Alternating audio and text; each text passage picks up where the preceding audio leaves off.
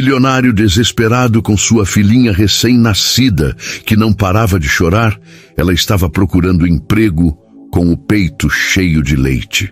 A chuva caía como se o céu tivesse se desfeito em lágrimas.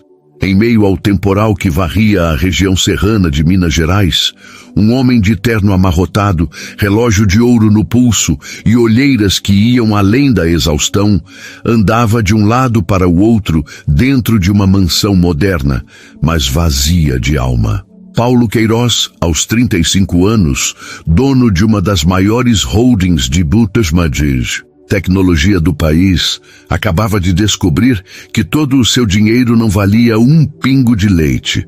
No berço de madeira clara, ao lado da janela envidraçada que dava para um jardim impecável, regado por funcionários que hoje estavam todos de folga, sua filha recém-nascida, Lara, berrava sem parar. O choro não era de birra, era de fome, uma fome tão profunda que fazia seu corpinho se contorcer como se estivesse sendo esmagado por dentro. Havia 3 semanas que a mãe de Lara, Clara, tinha partido. Uma embolia pulmonar fulminante, silenciosa, traiçoeira, implacável. Uma manhã, ela beijou Paulo no café da manhã, sussurrou "Te amo" ao pegar a filha no colo para amamentar e nunca mais acordou. Desde então, nada mais tinha sabor.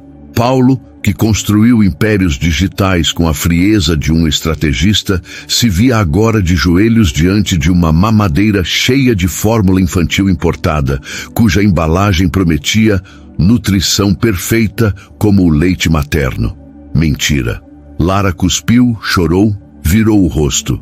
Depois recusou o leite de cabra que uma nutricionista de luxo recomendara. Rejeitou até mingau com mel. Nada. Só o peito da mãe. E a mãe não estava mais ali. Desesperado, ele demitiu, com generosidade absurda, os 3 pediatras que passaram pela casa. Contratou enfermeiras, doula, consultora de amamentação, tudo inútil. Lara perdia peso. Seus olhos, antes brilhantes como os de Clara, agora se fundiam no rosto pálido. Seu choro, antes potente, começava a fraquejar. Naquela noite, Paulo estava de camisa aberta, barba por fazer, os olhos inchados de tanto chorar, escondido nos banheiros da mansão, quando, aos 3 da manhã, ouviu um som inesperado. Toque, toque, toque. Alguém batia na porta da garagem lateral, a que dava acesso à cozinha dos funcionários. Ele pensou em ignorar. Ninguém vinha àquela casa sem aviso, mas o choro de Lara soou mais alto, como se pedisse ajuda. Paulo caminhou descalço com o coração aos pulos e abriu. Lá estava ela, uma mulher encharcada da cabeça aos pés com um moletom surrado colado ao corpo esguio, os cabelos escuros colados ao rosto, os olhos vermelhos, não só da chuva, mas de algo mais profundo, cansaço, dor, esperança quase extinta. Tinha uma mochila velha pendurada no ombro e segurava um guarda-chuva que já não servia para nada. Mas o que fez Paulo congelar foi o que viu mais abaixo. Manchas escuras, quase negras, encharcando o tecido do moletom sobre seus seios. Leite. Ela estava pingando leite. Me desculpe. Sua voz saiu trêmula, quase engasgada. Eu vi no portão. Vi que tinham vagas. A placa de procura-se empregada doméstica. Eu preciso de trabalho. Qualquer coisa. Cozinhar, limpar, até cuidar de bebê. Eu tenho leite. Paulo não soube o que dizer. Ficou ali, parado, olhando para aquela mulher como se fosse um anjo caído direto no seu inferno. Lara, conseguiu murmurar, virando-se. Ela não para de chorar há dias. A mulher entrou sem esperar convite. Logo que ouviu o choro, seus olhos se encheram de lágrimas. Deixa tentar, sussurrou. Por favor, eu também perdi minha filha. Paulo hesitou. Um homem como ele, acostumado a contratos, NDA, segurança rigorosa, deixar uma estranha entrar com sua única filha nos braços. Mas então Lara deu um grito tão desesperado que rasgou o silêncio como um vidro quebrando. Tudo bem, ele disse com a voz embargada. Tente. Ela se sentou no sofá da sala de jantar, Abriu o moletom com mãos trêmulas e, com uma naturalidade que só as mães conhecem, trouxe Lara e para o peito. Em 10 segundos, o choro parou. Em 30 segundos, Lara sugava com força, como se recuperasse semanas de fome em um só gole. Paulo caiu de joelhos ao lado do sofá, as mãos cobrindo o rosto, chorando como nunca chorara na vida. A mulher se chamava Esmeralda. Tinha 32 anos. Perdera sua filha, Isis, aos 5 meses, vítima de uma infecção hospitalar. O marido, incapaz de lidar com a dor, a acusara de negligência e a expulsara de casa. Desde então, andava de cidade em cidade, buscando emprego, rejeitada por não ter referências, por não ter diploma, por não parecer confiável. Mas seu corpo não sabia que Isis tinha partido. Todo dia o leite vinha, insistentemente, dolorosamente, fielmente.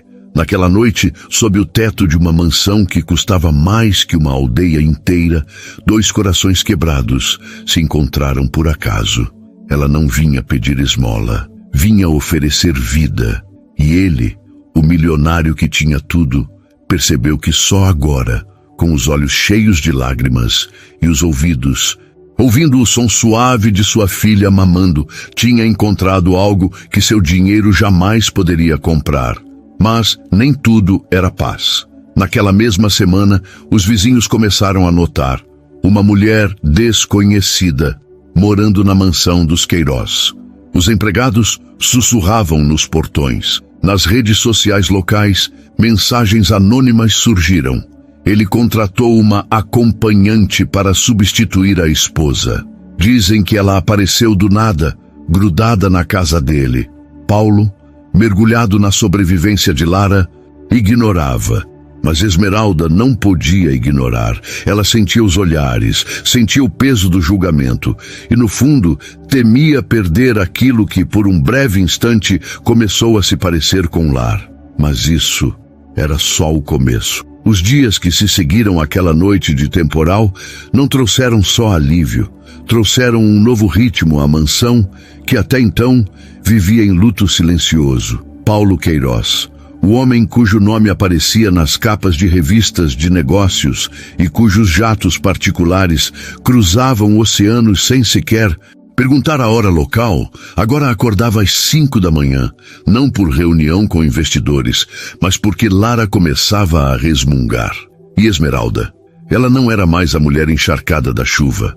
Usava roupas limpas, roupas que Paulo mandara comprar em uma loja discreta da cidade, sem marcas, sem ostentação, só tecidos macios e neutros. Dormia num quarto simples, mas confortável, no ala oeste da casa, longe do quarto de Paulo, por respeito e por medo, porque apesar da conexão que nascera entre os dois em torno do berço de Lara, havia um abismo invisível entre eles. Ele era um homem acostumado a comandar o mundo com um toque na tela. Ela era uma mulher que mal conseguia manter o olhar fixo, sem sentir que estava sendo julgada por não ter lugar naquela vida de luxo. Mas com Lara, tudo era diferente. A menina, agora com quase 2 meses, sorria ao ver Esmeralda. Balbuciava sons doces, agarrava seu dedo com força e nos dias em que Paulo chegava cedo do escritório, coisa rara, chorava se Esmeralda tentava se afastar. Ela te ama, Paulo disse uma tarde com uma xícara de café nas mãos, observando Esmeralda embalar Lara na varanda envidraçada. Esmeralda não respondeu de imediato. Ajeitou o cobertor em torno da menina e sussurrou. Ela me confunde com quem deveria estar aqui. Não, Paulo rebateu com firmeza. Ela sabe quem está cuidando dela, quem está salvando ela todos os dias. Houve um silêncio. O vento soprava suave, carregando o perfume das gardênias do jardim. E você? Ela perguntou sem olhar para ele. Você me vê como... o quê?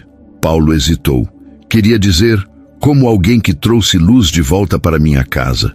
Queria dizer, como a mulher que me fez lembrar que o mundo ainda tem bondade.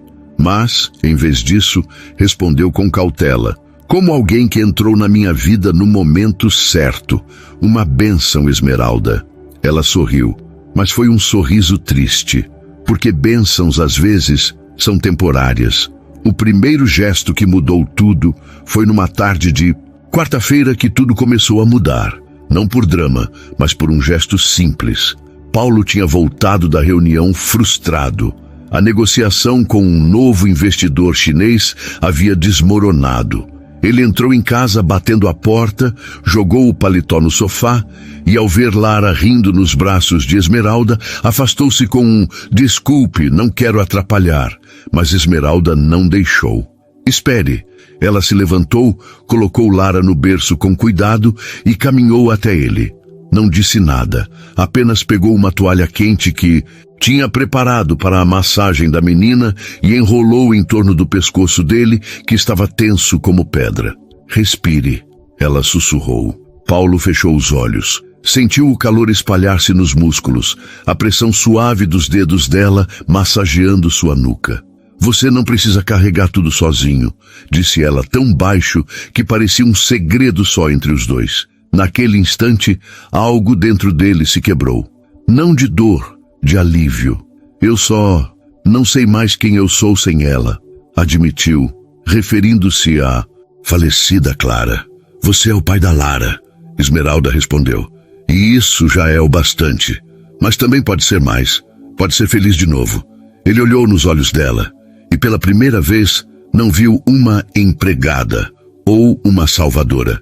Viu uma mulher, com dor, com força, com um coração que parecia entender o que ele nem conseguia nomear. Os olhares que começaram a queimar. Mas o mundo exterior não perdoa alianças inesperadas. Na cidade, os rumores já circulavam nas redes sociais de elite. Um post anônimo no grupo de mães da escola internacional mais cara da região dizia: "O viúvo Queiroz está vivendo com uma enfermeira particular que apareceu do nada. Dizem que ela dá leite, mas ninguém viu o contrato. Será que é só leite que ela está oferecendo?" Outro comentário ainda mais cruel: "Homem rico, mulher desesperada, clássico. Espero que ele não esteja sendo enganado. Aquela menina precisa de uma mãe de verdade, não de uma aproveitadora." Esmeralda soube disso por acaso. Estava no supermercado local, comprando frutas orgânicas que Paulo insistia em ter em casa, quando ouviu duas mulheres cochichando ao lado das mangas. "Dizem que ela dorme na ala principal, que ele dá joias para ela." Ridículo. Uma mulher assim, sem passado, sem referência. Esmeralda abaixou os olhos, apertou a cesta e saiu sem dizer uma palavra. Mas naquela noite, não aceitou jantar com Paulo. "Prefiro comer no meu quarto", disse, com voz firme, mas evitando o olhar. "Por quê?" ele perguntou, inconfuso. "Por que não sou sua esposa, nem sua namorada? Sou a mulher que amamenta sua filha. E para muitos isso é motivo de escândalo." Paulo ficou em silêncio por um longo momento. Depois, com uma calma que surpreendeu até a si mesmo, disse: "Então vamos mudar isso." "Como?" "Vamos provar que você não está aqui por interesse, que você está aqui por escolha, minha e sua." E como fazemos isso? Começando por não nos escondermos mais. Na manhã seguinte, Paulo cancelou 3 reuniões. Levou Esmeralda e Lara para um parque fechado, cercado de seguranças, mas aberto o suficiente para que fotógrafos de tabloides os vissem juntos. Ele empurrando o carrinho, ela rindo ao lado, Lara sorrindo sob o sol. Não foi um gesto de rebeldia, foi um ato de proteção, porque no fundo Paulo já sabia. Ele não podia mais imaginar sua vida sem aquela mulher. Mas Esmeralda sentia o perigo se aproximando, porque amar um homem como Paulo Queiroz não é só abrir o coração, é se expor a um mundo que não perdoa quem nasceu do lado errado da cerca. E havia algo que ela ainda não tinha contado a ele, algo que, se viesse à tona, poderia destruir tudo. As semanas passaram e a presença de Esmeralda na mansão de Paulo Queiroz deixou de ser um favor temporário e começou a se tornar parte da arquitetura da casa, como o mármore do hall ou o som do relógio antigo no corredor. Lara agora ria ao acordar, esperando ver os olhos de Esmeralda antes mesmo dos do próprio pai. dormia melhor, engordava com saúde e aos poucos até aceitava uma colher de mingau de aveia depois das mamadas. Paulo, por sua vez, voltara a ser humano. Trocava fraldas sem reclamar. Estudava fórmulas infantis só para entender por que Lara recusava algumas. Dormia menos no escritório e mais no quarto ao lado do berço, até começar a cozinhar, ou pelo menos tentar. Certa noite, após um desastre com um omelete queimado, Esmeralda riu tanto que lágrimas escorreram pelo rosto. Você tem mais talento para comandar fusões bilionárias do que para quebrar ovos, disse ainda rindo, enquanto salvava o jantar com um pão com queijo. Paulo fingiu ofensa, mas sorriu. Um sorriso verdadeiro, raro, que iluminava os olhos. Pelo menos eu tentei. Tente amanhã de novo, ela respondeu, sem olhar para ele, mas com o rosto levemente corado. Foi aí que o clima mudou. Não com palavras, não com gestos óbvios, mas com silêncios carregados, com olhares que duravam uma fração de segundo a mais, com mãos que se roçavam ao passar o leite quente ou ao pegar o mesmo brinquedo no chão. Eles estavam caminhando em direção a algo, só não sabiam quão perigoso seria esse caminho. O primeiro beijo, quando o tempo parou, aconteceu numa noite de lua cheia. Lara tinha dormido cedo.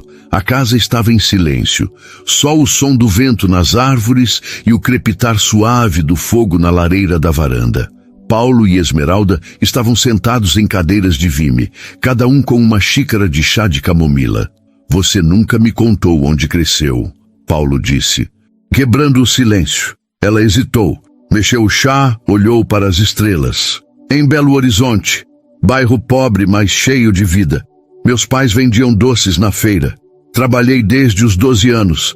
Minha mãe me ensinou a amar os outros antes de pensar em mim. Isso explica por que você cuida da Lara como se fosse sua. É como se fosse minha. Ela respondeu com voz baixa, mas firme. Paulo encarou-a e pela primeira vez não viu a salvadora. Viu a mulher. A mulher com olhos cansados, mas gentis.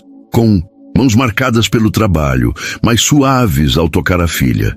Com uma dor escondida, mas um sorriso que ainda nascia com facilidade. Ele se levantou, caminhou até ela, sentou-se no braço da cadeira dela, inclinando-se levemente. Esmeralda, Paulo não. Ela sussurrou, mas não se afastou. Por que não? Porque isso não pode ser. Por quê? Porque sou rico? Porque você veio da chuva? Porque a sociedade acha que somos de mundos diferentes? Ela não respondeu. Baixou os olhos. Foi então que ele fez algo que nem ele mesmo esperava. Levantou o rosto dela com 2 dedos sob o queixo e beijou-a. Um beijo suave, lento, como se o tempo tivesse parado só para que aquilo existisse. Ela não resistiu. Por um instante, só um, esqueceu o mundo. Quando se separaram, ambos estavam ofegantes. Eu não posso, ela disse com a voz trêmula. Eu tenho um segredo. Paulo franziu a testa. Que segredo? Ela abriu a boca para falar, mas foi interrompida. O som de um carro freando bruscamente no portão principal ecoou pela noite. O passado volta, com documentos. Na mão era meia-noite. Paulo foi até a câmera de segurança. O monitor mostrou um sedã preto com vidros escuros. 2 homens desceram. Um deles, alto, de terno cinza e óculos escuros, mesmo à noite, segurava uma pasta preta. Quem é? Perguntou Esmeralda, aparecendo atrás dele, ainda abalada pelo beijo. Não sei, mas vou descobrir. Ele foi até a sala de segurança, ativou o interfone externo. Quem são vocês? Dr. Mário Alencar. Advogado. Estou aqui em nome do Ministério Público. Precisamos falar com Esmeralda Souza. O sangue de Esmeralda gelou. Não pode ser, sussurrou recuando. O que está acontecendo? Paulo perguntou virando-se para ela. Ela tremia. Eles descobriram. Descobriram o quê? Antes que ela respondesse, o interfone tocou de novo. Temos uma ordem judicial para investigar a guarda da criança Lara Queiroz. Há denúncias de exploração emocional e possível sequestro simbólico por parte de uma terceira pessoa sem vínculo familiar. Paulo empalideceu. Isso é ridículo. A menos que a senhora Esmeralda Souza tenha um documento legal comprovando sua relação com a criança, ela será removida da residência imediatamente e a menina ficará sob tutela provisória até nova decisão. Esmeralda caiu sentada no sofá. Meu nome não é Esmeralda Souza. Paulo congelou. Como assim? Ela levantou os olhos, cheios de lágrimas. Meu nome verdadeiro é Camila Ribeiro. Silêncio. Eu menti. Sobre tudo. Paulo sentiu o chão sumir. Por quê? Ela respirou fundo. Porque sou foragida. A verdade que ninguém esperava. Camila, agora Esmeralda, contou tudo. 2 anos antes, ela trabalhava como enfermeira em um hospital público de São Paulo. Cuidava de recém-nascidos na UTI neonatal. Um dia, uma recém-nascida prematura, filha de uma mulher que morrera no parto, foi abandonada pela família por defeitos congênitos menores. Camila não conseguiu deixá-la ali. Cuidou dela em segredo. Levava leite, materno que ainda produzia. Seu filho Lucas tinha morrido de meningite aos 3 meses. Durante semanas, alimentou a menina. Deu-lhe o nome de Isis, a deusa que protege os órfãos. Mas um dia, o hospital descobriu. Acusaram-na de subtração de incapaz. Ela fugiu com a bebê. Passou meses escondida. Dormiu em albergues, tomou ônibus interestaduais, mudou o nome. Até que Isis ficou doente. Uma pneumonia grave. Levou-a a um posto de saúde em Minas. Mas a menina não resistiu. Foi enterrada em um cemitério simples, sob o nome falso Isis Souza.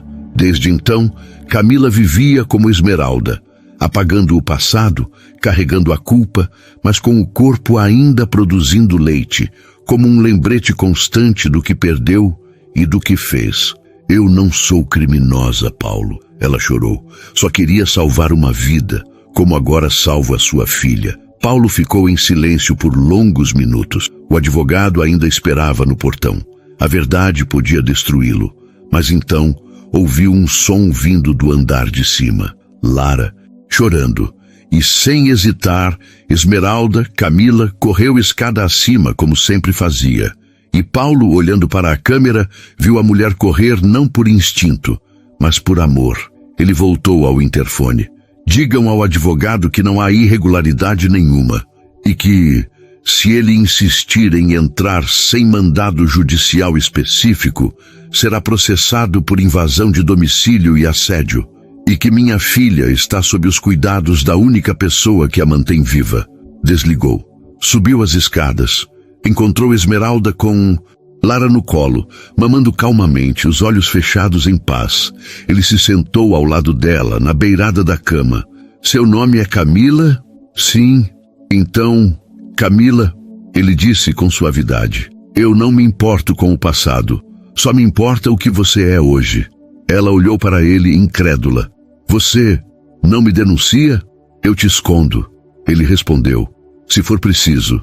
E então, sem dizer mais nada, ele beijou sua testa. Não como um milionário, mas como um homem que encontrou sua alma gêmea na tempestade. As semanas que se seguiram ao beijo e à revelação de Camila foram um equilíbrio frágil entre esperança e medo.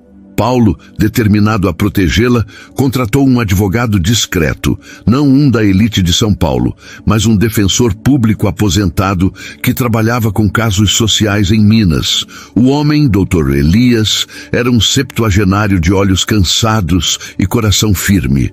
Ouviu a história de Camila em silêncio, sem julgamento, e disse apenas: se o MP não tem prova de má-fé e se a criança não está em risco, eles não têm base legal para tirar Lara dela, mas o risco existe. Alguém pode usar isso contra vocês. Paulo respondeu com uma frieza que surpreendeu até a si mesmo. Então vamos remover qualquer risco. Vamos transformar o que é frágil em legalidade. Camila, que por dentro da casa todos chamavam de Esmeralda, não entendeu de imediato. O que você quer dizer? Quero dizer que você vai adotar Lara. Ela empalideceu. Mas eu não posso. Sou uma mulher solteira, sem emprego fixo, com um passado. Eu vou adotar primeiro, Paulo interrompeu. Assim que for legalmente meu único pai, eu te adoto como mãe. Camila olhou para ele, incrédula. Você faria isso? Já estou fazendo. E naquela mesma semana, Paulo entrou com um pedido de guarda exclusiva e definitiva de Lara. Algo raro para um pai viúvo, mas possível.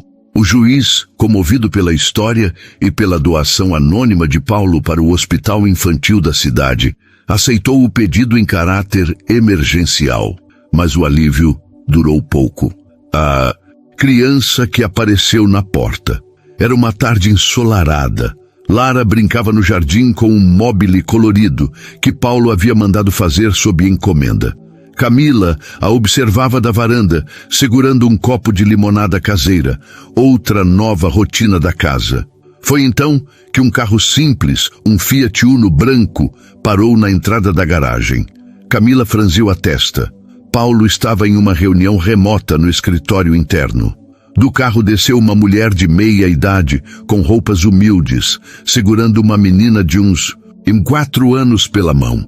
A criança usava um vestido amarelo desbotado e carregava uma boneca de pano com um olho faltando. Camila levantou-se, instintivamente colocando-se entre a menina e a casa. Posso ajudar? A mulher olhou para ela com olhos cansados, mas gentis. Eu tô procurando por Camila Ribeiro. O sangue de Camila gelou. Quem quer saber? Meu nome é Dona Yara. Sou da creche onde Isis ficou por 2 semanas antes. Camila recuou um passo. Isis morreu. Eu sei, Dona Yara, disse com a voz embargada. Mas essa aqui, e apontou para a menina, não morreu. Silêncio. Camila olhou para a criança. Os olhos grandes, escuros, idênticos aos de Isis. A forma como mordia o lábio inferior quando estava nervosa. A maneira como segurava a boneca, exatamente como Isis fazia. Meu nome é Lívia, a menina sussurrou. Você é minha mamãe? Camila desabou de joelhos. O quê? Como? Dona Yara explicou com calma. Depois que você fugiu do hospital, o caso virou escândalo. Mas Isis não morreu naquele posto de saúde. Ela foi transferida para um hospital em Belo Horizonte. Ninguém sabia que você era a mãe, só que era uma enfermeira que levou a criança. Mas eu a enterrei. Você enterrou um bebê que não era Isis. Camila ficou pálida. O que aconteceu? Havia 2 bebês prematuros com o mesmo sobrenome falso, Souza, naquele dia. Um deles morreu. O outro sobreviveu, mas com danos neurológicos leves. Ficou internada por meses. Quando os médicos perceberam que ninguém a reivindicaria, me chamaram. Eu tinha uma creche para crianças em situação de abandono. E por que agora? Por que me encontrar? Porque ela lembra, Dona Yara disse, apontando para Lívia. Desde que completou 3 anos, fala de uma mamãe que cheirava a leite. Desenha você. Chora quando vê fotos de mulheres amamentando. E quando soube que você estava aqui com um bebê, Camila olhou para Lívia. A menina deu um passo à frente e estendeu a mão. Você me deu leite antes. Agora eu tô com fome de novo. E foi nesse instante que Lara começou a chorar. Camila, instintivamente, correu para pegá-la. Abraçou a filha mais nova com força, mas seus olhos não saíram de Lívia. 2 filhas. Uma que ela pensava ter perdido, outra que acreditava ser sua única chance de redenção. E agora, as 2 estavam diante dela. Paulo enfrenta o impossível. Quando Paulo desceu, minutos depois, viu a cena. Camila no chão do jardim, segurando Lara de um lado e Lívia do outro, as lágrimas caindo sem parar. O que aconteceu? Dona Yara contou tudo. Paulo ouviu em silêncio. Depois olhou para Camila. Você sabia? Não! Ela gritou desesperada. Juro por Deus, Paulo, acredite em mim. Ele não hesitou. Eu acredito. Mas, e agora? O que eu faço? Você recebe sua filha de volta. Paulo respondeu firme. E eu recebo minha filha mais velha. Dona Yara arregalou os olhos. Você quer ficar com ela? Ela é filha da mulher que eu amo. Isso já é o bastante. Naquela noite, Lívia dormiu no antigo quarto de hóspedes, com Lara no berço ao lado. Camila não conseguiu fechar os olhos. Ficou alternando entre os dois leitos, beijando as testas, segurando mãos pequenas, chorando de alívio e culpa. Paulo a encontrou assim ao amanhecer.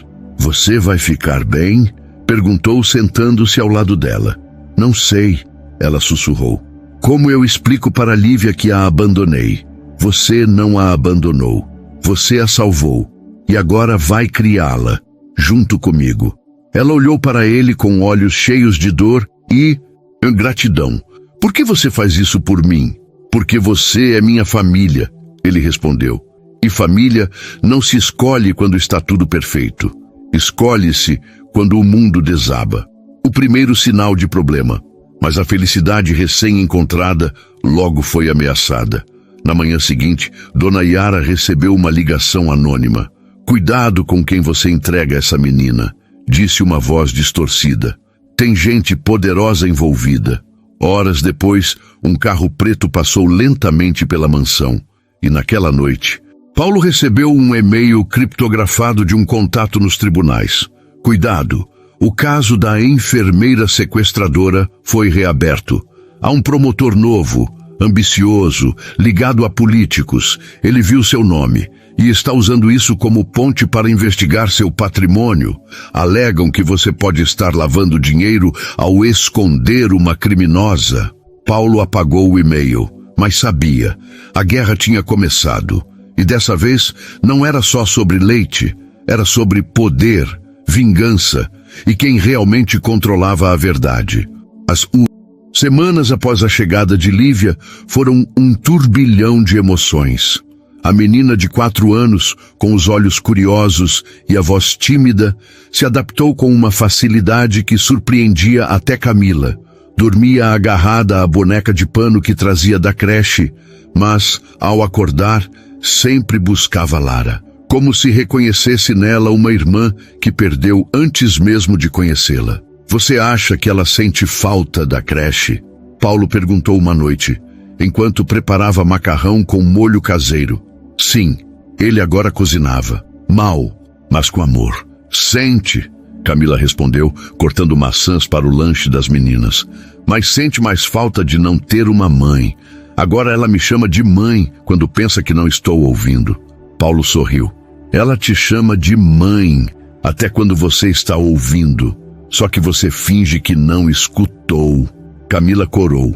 Era verdade. Toda vez que Lívia sussurrava "mãe" antes de dormir, Camila prendia a respiração como se o título ainda fosse um presente que não merecia. Mas Paulo não deixava dúvidas.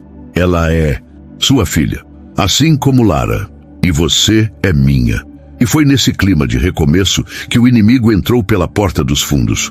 O promotor que queria mais que justiça. O promotor Dr. Vargas não era um homem comum. Com 42 anos, cabelos impecavelmente penteados, terno italiano e um currículo cheio de casos emblemáticos. Ele tinha um objetivo claro: subir na política usando a justiça como trampolim. E o caso da enfermeira fugitiva era perfeito. Não porque acreditasse realmente que Camila era uma criminosa. Os relatórios médicos provavam que Isis, Lívia, havia sido salva graças a ela. Mas porque Paulo Queiroz era rico, influente e até então intocável. E derrubar um milionário, isso dava votos. Numa audiência secreta, sem convocar Camila ou Paulo, Vargas apresentou ao juiz um novo laudo pericial que alegava: a criança Lívia Souza foi registrada como órfã após um erro administrativo. Agora, com a reaparição da suposta mãe biológica, abre-se suspeita de sequestro simbólico e possível tráfico de menores com fins de lavagem de imagem. O juiz, cético, pediu provas. "Estou reunindo", mentiu Vargas, "mas por cautela, peço tutela provisória das meninas até que se comprove a legitimidade dos vínculos afetivos." O oficial de justiça foi enviado na mesma noite. A invasão eram 21h, quando as luzes da mansão foram cortadas. "Falha na rede?" Paulo murmurou, verificando o disjuntor. Foi então que homens de preto escalaram o muro dos fundos. Não eram ladrões. Eram agentes da justiça, mas agindo como se estivessem em operação policial. Camila estava no quarto, lendo uma história para Lívia e Lara, quando a porta foi arrombada. "Fiquem onde estão!" gritou um dos homens. Lara começou a chorar. Lívia se escondeu atrás da cama. Camila se colocou entre eles e as meninas. "O que vocês querem? Temos uma ordem judicial para remover as crianças da custódia de Paulo Queiroz e Camila Ribeiro até nova deliberação." Paulo apareceu na porta segundos depois, com o rosto pálido, mas firme. "Mostre o mandado." O oficial hesitou. O documento era frágil, baseado em suspeitas, não fatos. "Está aqui", disse, estendendo o papel. Paulo leu rapidamente. "Isso é ilegal, não há fundamentação. E vocês invadiram minha casa sem autorização para buscas." "Temos autoridade." "Não tem." Num gesto rápido, Paulo gravou tudo com o celular e ligou para seu advogado, Dr. Elias, que, por sorte, ainda estava acordado. "Elias, eles estão na minha casa. Querem levar minhas filhas. Não deixe..." O velho advogado respondeu: "Isso é abuso de autoridade. Exija a presença de um juiz presencial." Paulo desligou e encarou os homens. "Saiam daqui, agora. Ou respondo judicialmente por invasão, constrangimento ilegal e tentativa de sequestro de incapazes." Os agentes recuaram, mas deixaram um aviso. "Vocês têm 48 horas para entregar as crianças voluntariamente. Senão, virá a força policial." O plano de Paulo. Não vamos deixar naquela noite. Ninguém dormiu. Camila chorava em silêncio na varanda. Paulo sentou-se ao lado dela, envolvendo-a em um cobertor. "Não vou deixar que tirem minhas filhas." "Mas e se forçarem? Então vamos desaparecer." Ela olhou para ele assustada. "Sumir? Só até o julgamento justo acontecer." "Mas e seu império? Seus negócios? Nada disso importa sem vocês." Foi então que, pela primeira vez, Camila viu o homem por trás do milionário. Um pai disposto a tudo. Um homem que escolhera o amor acima do poder. Ela se jogou nos braços dele. "Obrigada por não me abandonar. Nunca." Ele sussurrou no ouvido dela. E então, sem pensar, beijaram-se. Não foi o beijo tímido da parte 3. Foi um beijo de guerra, de promessa, de enquanto eu tiver fôlego, você e nossas filhas estarão seguras. A chuva começou a cair, leve, suave, como uma bênção. Eles ficaram ali, abraçados, sob a tempestade que ameaçava o mundo lá fora. O humor que salva, Lívia e o noivo imaginário. No dia seguinte, enquanto Paulo organizava passaportes falsos, com a ajuda de um contato antigo na diplomacia, e transferia fundos para contas offshore, Lívia trouxe um momento de leveza. "Pai?" perguntou séria, com os braços cruzados. Paulo se virou. "Sim, minha flor. Eu não quero casar com o Joãozinho." Camila quase engasgou com o café. "Joãozinho? Quem é Joãozinho?"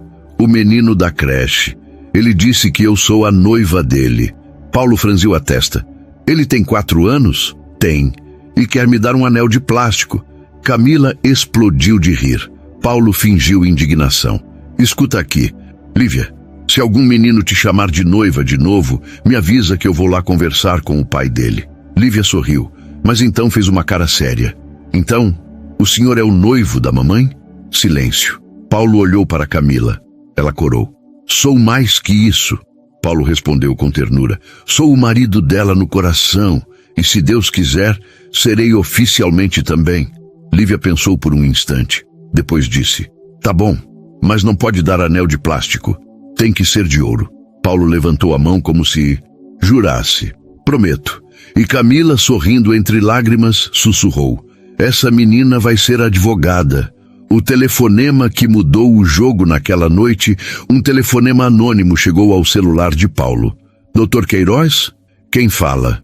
"Um amigo. O promotor Vargas não está agindo sozinho. Há um político por trás disso. Alguém que quer sua empresa. Seu principal acionista, Ricardo Melo, está financiando a campanha dele." Paulo congelou. Ricardo Melo, seu sócio de confiança, o homem que o abraçava em reuniões e dizia: "Você é como um filho para mim." Por quê? Porque você recusou vender sua startup de IA para um fundo estatal chinês. E Melo já tinha feito o acordo por trás. Ele perdeu milhões, quer se vingar e usar sua mulher criminosa como desculpa. Paulo desligou. Então não era só sobre Camila, era sobre poder, traição, ganância. E ele tinha sido ingênuo o suficiente para acreditar que o mundo dos negócios não chegaria até sua casa, até suas filhas. Naquela madrugada, Paulo tomou uma decisão. Não iria fugir, iria lutar e, se preciso fosse, destruir Ricardo Melo antes que ele destruísse sua família. Mas havia um problema. Para provar a conspiração, ele precisaria de algo que só Camila poderia fornecer. Algo do passado dela, que ela jurou nunca mais revelar. A casa que antes era apenas um refúgio de dor, agora parecia um campo de batalha silencioso. Paulo Queiroz, o homem que dominava salas de reunião com um olhar, agora passava as noites estudando leis de proteção à infância, direitos de adoção e até códigos penais.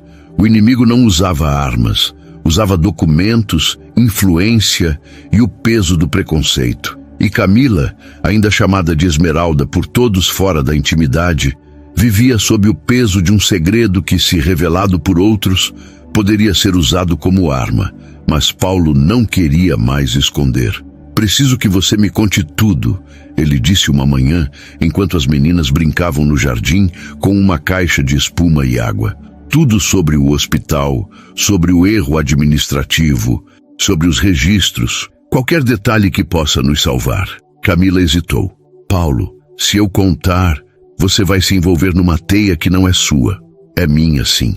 Ele rebateu, segurando as mãos dela. "Porque você é minha. E Lívia e Lara são minhas filhas. Isso é minha guerra." Ela respirou fundo. "Tudo bem, mas não vai ser fácil." O arquivo que ninguém deveria ter visto, Camila revelou que antes de fugir do hospital, ela havia feito um relato médico informal, não assinado, mas datado, descrevendo o estado clínico de Isis, hoje Lívia, a falha no registro e a recusa da família biológica em assumir a criança. Esse documento nunca foi oficializado, mas ela o guardara em um diário antigo, escondido dentro de uma Bíblia que carregava consigo desde os tempos da creche. "Está tudo lá", ela disse com a voz trêmula. "Até o nome do médico que autorizou a transferência para Belo Horizonte. Então temos uma testemunha?" "Tínhamos. Ele morreu 2 anos atrás." Paulo cerrou os punhos. Mas então, Camila lembrou de algo mais. "Havia uma enfermeira, a doutora Luciana. Ela me ajudou a transferir a menina. Sabia que eu não era a mãe biológica, mas viu o que eu fiz." Ela disse: "Se um dia precisar de alguém que saiba a verdade, me chame." "Você tem contato com ela?" "Sim, mas ela se mudou. Trabalha em um hospital psiquiátrico em São Paulo." Paulo não perdeu tempo. Naquela mesma tarde, entrou em contato com um jornalista investigativo, um ex-colega de faculdade que havia exposto esquemas de corrupção no sistema de saúde. "Preciso que você encontre essa enfermeira, discretamente. E se ela não quiser falar? Então vamos mostrar que a verdade é mais poderosa que o medo." O encontro secreto. 3 dias depois, sob um céu nublado em São Paulo, Paulo e Camila se encontraram com a doutora Luciana em um café perto do hospital onde ela trabalhava. Ela era uma mulher na casa dos 50, de cabelos grisalhos e olhar cansado, mas firme. "Você não devia ter vindo aqui", disse ao ver Camila. "Depois que você sumiu, o hospital encobriu tudo. Disseram que houve um erro de identificação e arquivaram o caso como óbito de recém-nascida não identificada." "Mas Lívia não morreu", Camila sussurrou. "Eu sei", Luciana respondeu. "Porque eu mesma assinei o boletim de alta falsificado. Sabia que, se a deixassem no sistema, ela seria entregue a uma instituição. E você a amava mais que qualquer mãe biológica." Paulo interrompeu. "Você guardou alguma prova?" Luciana tirou do bolso um Pendrive antigo. Tenho registros internos do hospital, sem assinatura oficial, mas com data e hora, incluindo o momento em que 2 bebês com o mesmo número provisório foram admitidas na UTI neonatal. Uma com pneumonia grave, a outra com má formação cardíaca leve. E qual era a Lívia? A de pneumonia. A outra foi a que morreu. Camila desabou em prantos. Todo esse tempo, eu enterrei a menina errada. Não, Luciana corrigiu com ternura. Você enterrou a dor, mas a vida escolheu ficar com você. O plano, usar a verdade como escudo de volta à mansão. Paulo analisou os arquivos. Eram frágeis, sem valor legal formal, mas tinham nome, data, carimbos internos e até um vídeo de câmera de segurança do corredor da UTI, mostrando Luciana levando um berço para a ambulância. Isso não é prova criminal, disse Dr. Elias, o advogado, mas é prova moral. Se formos à mídia com isso, o promotor Vargas perderá a credibilidade. E se ele nos acusar de manipular provas? Perguntou Camila. Então não vamos ser nós a levar à mídia. Paulo respondeu com um brilho nos olhos. Vamos deixar que Ricardo Melo se exponha sozinho. E foi aí que Paulo colocou em prática o plano mais ousado de sua vida. A armadilha. Paulo marcou uma reunião urgente com seu sócio, Ricardo Melo. Preciso vender minha participação na empresa, disse com ar derrotado. O escândalo está me consumindo. Meus investidores estão recuando. Melo, claro, caiu na armadilha. Finalmente está vendo razão, respondeu sorrindo por dentro. Eu posso te ajudar, por uma pequena porcentagem extra, claro. Claro, Paulo disse, fingindo resignação. Mas antes, preciso que você me ajude a livrar Camila do processo. Se o promotor Vargas for pressionado, talvez recue. Melo riu. Ah, meu caro, Vargas é meu homem. Foi eu quem o coloquei nesse caso. Paulo fingiu choque. Você fez isso comigo? Com minhas filhas? Negócios são negócios, Paulo. Você se recusou a vender a IA para os chineses. Eu perdi 40 milhões. Agora vou levar sua empresa, sua casa e, quem sabe, até sua enfermeira acabe na cadeia. Paulo acionou o gravador escondido. Então está tudo gravado. Melo empalideceu. O quê? Tudo. Cada palavra. Naquela noite, Paulo enviou a gravação ao jornalista, ao Conselho de Ética da Magistratura e ao Ministério Público Federal, junto com os arquivos do hospital, e acrescentou uma nota. A verdade não precisa de permissão para nascer, só de coragem para ser contada. O beijo que selaria um novo amanhã. De volta à mansão, Paulo encontrou Camila no terraço, olhando as estrelas com Lara nos braços e Lívia dormindo em seu colo. Amanhã tudo muda, ele disse, sentando-se ao lado dela. Você tem certeza? Tenho, porque dessa vez não estou lutando sozinho. Ela olhou para ele com os olhos cheios de emoção. Paulo, eu te amo. E ele, pela primeira vez, ouviu aquelas palavras sem medo, sem hesitação, sem passado. Eu também te amo, Camila. Hoje, amanhã, para sempre. E então, sob um céu estrelado, com suas 2 filhas dormindo entre eles, ele a beijou. Não como um milionário, não como um salvador, mas como um homem que finalmente encontrou seu lar. Mas o amanhã ainda guardava uma última surpresa, porque naquela mesma noite, Lívia acordou chorando, não de fome, não de medo, mas com febre alta e convulsões. E o diagnóstico que viria nas próximas horas revelaria uma condição médica que ninguém havia previsto. Uma condição que ligaria o passado de Camila ao futuro de todas, elas de forma definitiva. A madrugada em que Lívia teve a crise foi uma das mais longas que Paulo e Camila já viveram. A menina, que até então corria pelo jardim com Lara, rindo das bolhas de sabão que Paulo soprava com entusiasmo de pai estreante, acordou com um grito agudo, os olhos revirados, o corpo rígido como uma tábua. Paulo! Camila gritou, já correndo para o quarto das meninas. Lívia está convulsionando. Em segundos, Paulo estava lá, com mãos firmes, treinadas por anos de decisões sob pressão. Ele segurou a cabeça de Lívia, impedindo que ela se machucasse, enquanto Camila a abraçava, murmurando orações que nem sabia que lembrava. A ambulância chegou em 12 minutos. No hospital, os médicos agiram rápido. Sedaram Lívia, fizeram exames de sangue, eletroencefalograma, tomografia. Ela teve uma convulsão febril prolongada, mas isso não explica tudo, disse a doutora Mariana, neurologista pediátrica. Há algo mais. Precisamos de um histórico genético completo. Camila empalideceu. Eu não tenho esse histórico. Como assim? Ela não é minha filha biológica, oficialmente. O médico franziu a testa, mas não julgou. Mesmo assim, precisamos saber se há antecedentes de epilepsia, distúrbios neurológicos ou síndromes raras na família biológica dela. A família biológica nunca a quis. Camila sussurrou com os olhos cheios de dor. Ela foi abandonada no hospital. Paulo segurou sua mão. Então vamos descobrir quem ela é, de verdade. O DNA que revelaria o inexplicável. No dia seguinte, Paulo autorizou um teste genético completo, não só para descartar doenças hereditárias, mas para traçar a ancestralidade de Lívia e buscar qualquer parente vivo. O resultado chegou em 72 horas, e o que os cientistas encontraram deixou toda a equipe médica em choque. Senhor Queiroz, senhora... A geneticista começou hesitante. O exame não revelou apenas predisposição a distúrbios neurológicos. O que foi? Paulo perguntou, tenso. A menina tem uma condição genética extremamente rara, síndrome de Kabuki. Camila não conhecia. É grave? Pode ser. Causa retardo no desenvolvimento, convulsões, problemas cardíacos leves e imunidade frágil.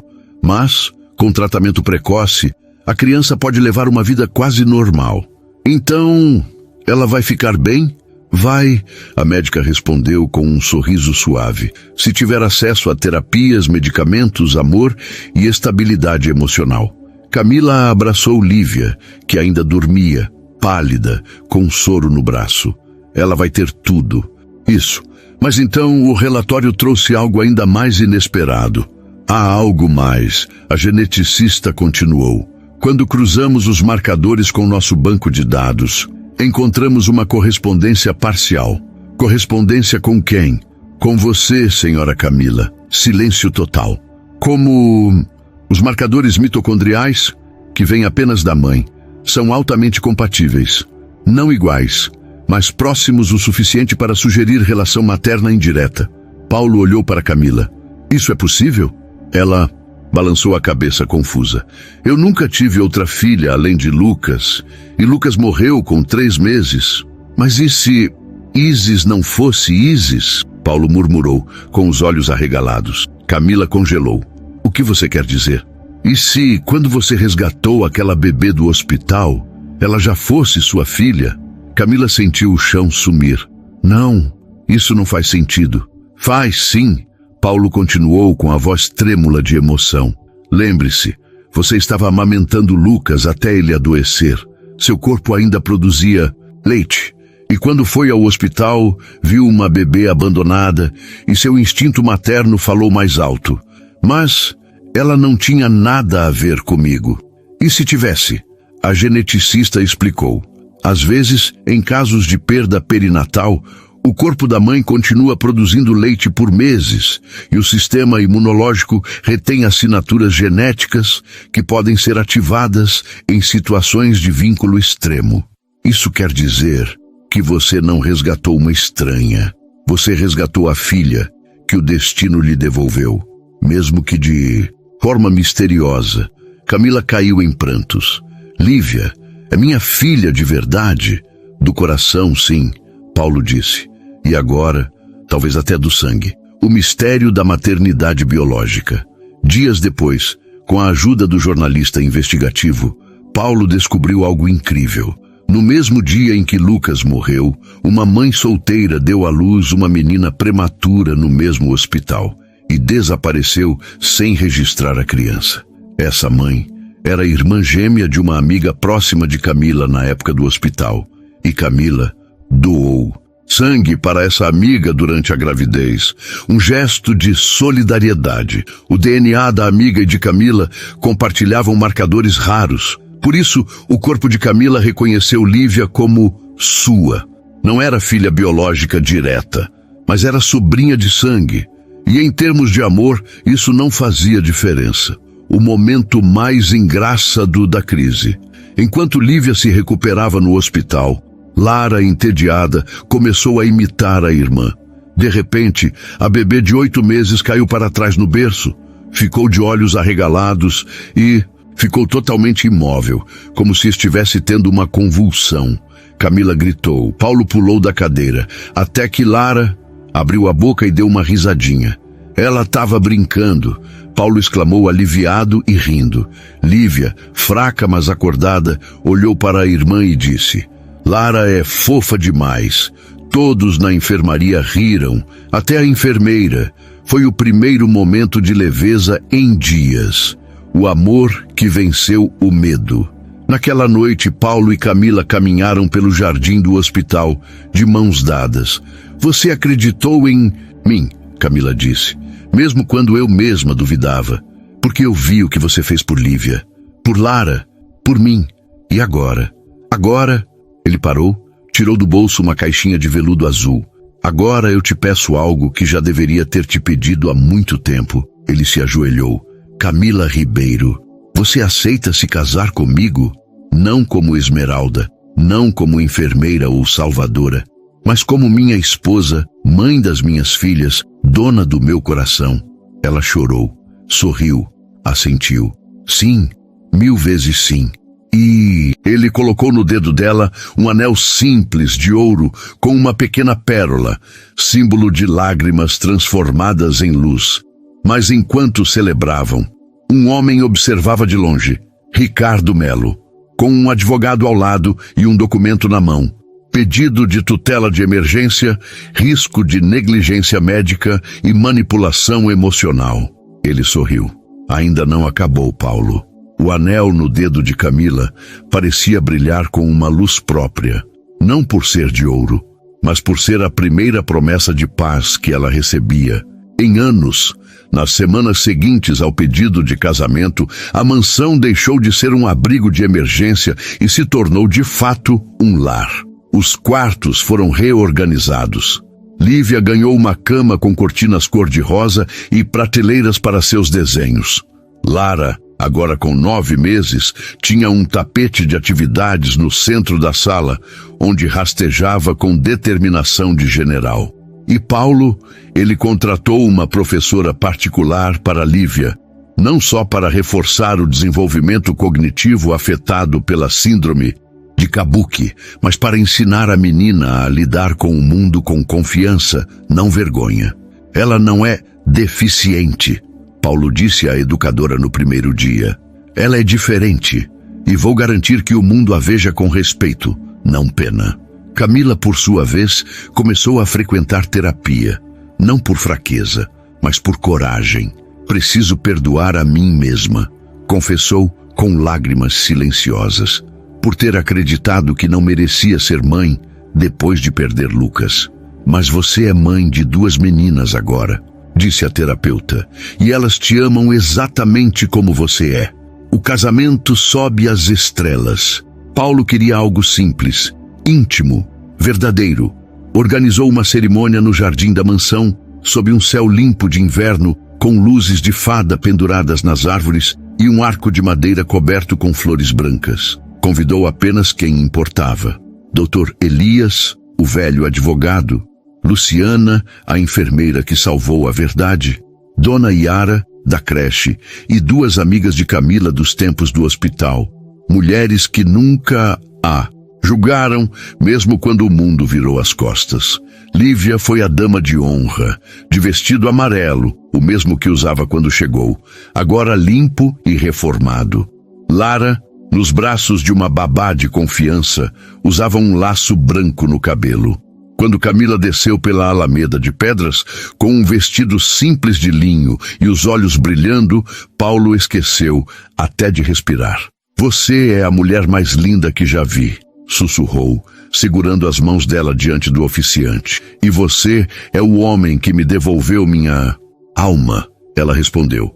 Durante os votos, Lívia interrompeu com a inocência que só as crianças têm. Papai, agora a mamãe é para sempre, né? Para sempre, minha flor, Paulo respondeu com a voz embargada. E quando o oficiante declarou, estão casados, Lara, como se entendesse, bateu palmas, e todos riram, choraram, abraçaram-se. Foi, sem dúvida, o dia mais feliz das suas vidas. Mas a noite trouxe algo que ninguém esperava, a armadilha de Ricardo.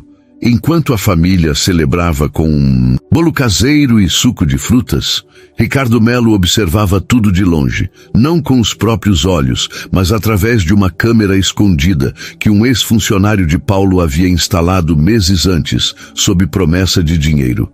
Ele capturou tudo, os votos, os abraços, até o momento em que Camila beijou Lívia na testa e sussurrou, minha filha de sangue e de coração. Naquela mesma noite, Ricardo entrou com um novo processo. Pedido de tutela urgente. A suposta adoção da menor Lívia Souza foi feita com base em vínculo genético falso. A acusada Camila Ribeiro manipulou exames e criou uma narrativa fictícia para justificar posse ilegal da criança. E havia mais. Ele vazou os vídeos para um portal sensacionalista. A manchete da manhã seguinte: milionário casa com enfermeira fugitiva para esconder sequestro de criança. As redes sociais explodiram. Ele pagou ela para fingir ser mãe? Aquela menina parece mesmo com ela? Dinheiro compra até amor de criança. Paulo acordou com dezenas de ligações bloqueadas, jornalistas no portão e mensagens anônimas ameaçando reaver a menina. Mas o pior veio por e-mail. Um vídeo. Nele, Lívia, com roupas diferentes e numa sala desconhecida, dizia com voz trêmula: eu não sou filha da mamãe Camila. Ela me obrigou a dizer que era. Eu quero voltar para minha tia Yara. Paulo gelou. Isso é montagem, Camila gritou ao ver o vídeo. Lívia nunca diria isso, mas era convincente. A voz, os gestos, o olhar assustado, tudo parecia real. Dr. Elias analisou. Eu com cuidado. Há microcortes sutis. Alguém usou IA de voz e imagem para manipular gravações reais dela na creche. Então é falso, Paulo disse. Juridicamente ainda pode ser usado. O juiz pode pedir avaliação psicológica obrigatória das meninas. E se elas forem separadas de vocês, mesmo por um dia? Nunca, Paulo interrompeu. Elas não saem daqui. Mas naquela mesma tarde, a polícia chegou. 2 agentes à paisana, com um mandado de avaliação emergencial de bem-estar infantil. Não é prisão, disseram. Só queremos conversar com as crianças. Sem advogado presente, sem pai ou mãe, nunca, Paulo rebateu. Ele recusou. E foi justamente isso que Ricardo queria. Naquela noite, um novo post viralizou. Pai violento impede autoridades de verificar abuso emocional contra crianças. A opinião pública virou. Até amigos de longa data começaram a duvidar. O milagre que ninguém via chegar. Desesperada, Camila foi ao quarto de Lívia, onde a menina estava desenhando. Filha, você sabe que eu te amo, né? Lívia olhou para ela, séria. Sei, mas tem gente má querendo tirar a gente. Sim, então eu vou mostrar para eles que a gente é de verdade. Camila franziu a testa. Como? Lívia não respondeu. Apenas foi até a estante, pegou um caderno velho que Dona Yara lhe dera na creche, o diário de desenhos, e abriu na última página. Ali, em traços infantis mas nítidos, estava um desenho. 3 pessoas de mãos dadas. Uma alta, Paulo, uma com um bebê no colo, Camila, e uma menina, menor segurando um laço amarelo, e escrito com letra trêmula, minha família, mamãe Camila, papai Paulo, irmã Lara, ninguém tira. Mas o mais incrível estava na contracapa, uma data, 28 de outubro, o dia em que Lívia chegou à mansão. E abaixo, em letras miúdas, feitas por Dona Yara, Lívia desenhou isso hoje, antes de ir embora da creche. Disse que foi a mamãe me buscar. Camila correu com o diário para Paulo. Isso prova que ela já me via como mãe antes de entrar aqui. Paulo olhou o desenho e teve uma ideia. Naquela mesma noite, enviou o diário, com laudo pericial de datação, ao jornalista investigativo, ao juiz, ao MP e a todos os veículos de comunicação que haviam espalhado a mentira. E incluiu uma nota. Se vocês duvidam do amor de uma mãe, duvidem também da inocência de quem mente para destruí-lo. O humor que salvou a sanidade. Na manhã seguinte, enquanto o mundo discutia o diário, Lara fez algo inesperado.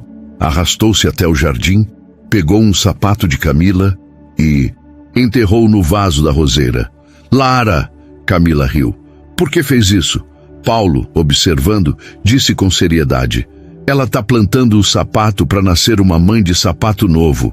Lívia, ouvindo, corrigiu. Não, pai. Ela tá dizendo, não deixa ninguém levar a mamãe, nem o sapato dela. Todos riram.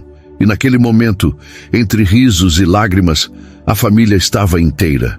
Mas lá fora, o vento soprava mais forte. Porque Ricardo Melo, furioso com a virada da opinião pública, decidiu ir mais longe. Ele não queria só tirar as crianças. Ele queria destruir Paulo Queiroz. E para isso, só havia um caminho. Usar o passado de Camila contra ela. De um jeito que nem ela imaginava. O dia do julgamento chegou sob um céu cinza, carregado, como se o próprio tempo estivesse segurando a respiração. Na sala do Fórum de Minas Gerais, os bancos estavam lotados. Jornalistas, curiosos, até alguns moradores da cidade de Paulo, gente que nunca tinha pisado ali antes, vieram assistir. Afinal, não era todo dia que um milionário era acusado de conspirar com uma ex-fugitiva para sequestrar 2 crianças. Mas quem esperava um espetáculo de escândalo se decepcionou. Porque ali, no banco dos réus, na verdade dos requeridos, estavam 3 pessoas segurando-se pelas mãos. Paulo, Camila e Lívia. Lara dormia no carrinho ao lado, com um laço branco no cabelo, presente de Lívia. Dr. Elias, com seus 72 anos, barba por fazer e terno surrado, levantou-se com a dignidade de quem já viu o pior do sistema. E ainda, acredita na justiça. Meritíssimo, ele começou. Não estamos aqui para esconder nada. Estamos aqui para revelar tudo. E então, com a voz calma, mas firme, contou a história do jeito que aconteceu. A perda de Clara, a chegada de Camila na chuva, o amor incondicional por Lara, a descoberta de Lívia, o laço genético surpreendente, a manipulação de Ricardo Melo, a gravação vazada, o diário com o desenho da família, mostrou os laudos médicos, exibiu os vídeos com a análise forense, provando a falsificação por IA, apresentou a gravação da ligação com Ricardo Melo, na qual ele admitia, vou levar sua empresa, sua casa e quem sabe até sua enfermeira acabe na cadeia. O promotor Vargas tentou se defender. Alegou falta de provas conclusivas, viés emocional do advogado. Mas o juiz, um homem de meia idade com olhos cansados de ver o poder corromper a verdade, interrompeu. Promotor, você baseou seu caso em rumores, vídeos falsos e um ódio pessoal disfarçado de justiça. Enquanto isso, os requeridos apresentaram provas reais, documentos datados, testemunhas idôneas e 2 crianças que só querem uma coisa: ser amadas por quem as salvou. Silêncio caiu na sala, até que Lívia, com sua voz infantil mais clara, disse: meu nome é Lívia Queiroz Ribeiro. Eu escolhi esse nome sozinha, porque mamãe Camila me trouxe de volta do céu, e papai Paulo me deu um lar. E Lara é minha irmã, mesmo que ela só saiba dizer água e bola. A plateia riu, inclusive o juiz. Camila chorou. Paulo apertou sua mão. Então o juiz se levantou, Com base no exposto nas provas apresentadas e no interesse superior das crianças, este juízo reconhece Camila Ribeiro como mãe socioafetiva e genética indireta de Lívia Queiroz e como mãe socioafetiva de Lara Queiroz. Ambas as meninas permanecerão sob a guarda exclusiva e definitiva de Paulo Queiroz e Camila Ribeiro, agora unidos legalmente em matrimônio. Quanto ao promotor Vargas e ao senhor Ricardo Melo, estão ambos sob investigação por fabricação de provas, uso indevido de inteligência artificial com fins criminosos e abuso de autoridade. A sala explodiu em aplausos, mas Paulo não comemorou. Olhou apenas para Camila e sussurrou: agora ninguém pode nos separar. O preço da verdade. Naquela noite, Ricardo Melo foi preso. Seus bens foram bloqueados. Sua reputação destruída. Descobriu-se que ele não só tentou destruir Paulo, mas havia desviado milhões da própria empresa, usando o escândalo com Camila como cortina de fumaça. Quanto ao promotor Vargas, perdeu o cargo, foi expulso da magistratura. Mas para Paulo e Camila, a vitória não foi sobre eles. Foi sobre terem escolhido o amor, mesmo quando o mundo escolheu o julgamento. O milagre final. Uma semana depois do julgamento, Lívia teve sua primeira sessão de terapia genética, um tratamento experimental, caríssimo, mas que Paulo financiou integralmente sem titubear. Ela vai ter uma vida normal, disse o médico, talvez até melhor que muitos. Naquela noite, as meninas dormiram juntas no mesmo quarto. Lara, agora com 10 meses, rolou até o colchão de Lívia e agarrou seu braço como se dissesse: você não vai embora. Camila e Paulo as observaram da porta, de mãos dadas. Você acreditou em mim quando ninguém mais acreditava, Camila disse. Porque você me fez acreditar em mim mesmo, Paulo respondeu. E então, sob a luz suave do corredor, ele beijou sua esposa. Não mais Esmeralda, não mais a fugitiva, não mais a salvadora, mas Camila Queiroz, mãe, esposa, dona do seu coração. 1 ano depois. Hoje, a mansão não é mais um símbolo de riqueza. É um lar de cura. Camila criou uma fundação para crianças com síndrome de Kabuki, com terapias, apoio psicológico e acolhimento para mães solteiras. Paulo vendeu parte de sua empresa, mas manteve o controle e usou o resto para construir uma clínica pediátrica gratuita.